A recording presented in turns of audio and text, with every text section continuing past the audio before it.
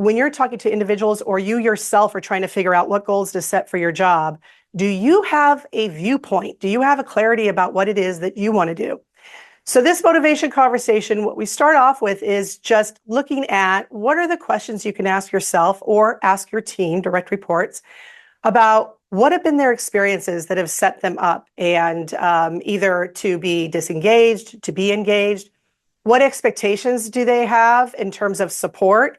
And then what impact do they eventually want to make? And what I want to emphasize is that a lot of times, as I said, I use this as the beginning of a career dialogue.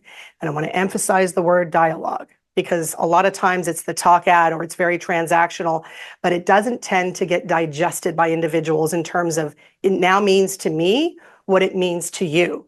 And so, and by the way, we're going to be sending some follow-up handouts for those of you who registered for this webinar. So you're going to see a nice little worksheet with some sample questions for all of this. So don't worry, it's not going to be too general. You're going to be able to do this as either a self-assessment and have that self-awareness, and also be able to share with your direct reports if you've got people reporting to you. This is a great time to get them thinking. What I've also found is when you focus on impact as the beginning of your career dialogue, it moves it to a bigger place, a bigger kind of open range for you all to discuss career. Normally what happens is what job position do you want? What title do you want? And then, oh, we don't have that, so the conversation's done. So instead, the impact is who do you want to help? What do you want to create? What would make you feel good about things this time next year? And the next is you want to get clear on your answers for each. What I encourage you to do is if you're doing this, still turn it into a dialogue. Don't do this in a vacuum. If you can, chat with your peers, chat with your manager. As a manager, what you want to do is set this up as a dialogue. The questions that you're going to get, you'll see in the instructions. I recommend telling the person, pick 2 to 3 questions that they're ready to chat about. And then it can be exploratory dialogue that you move into.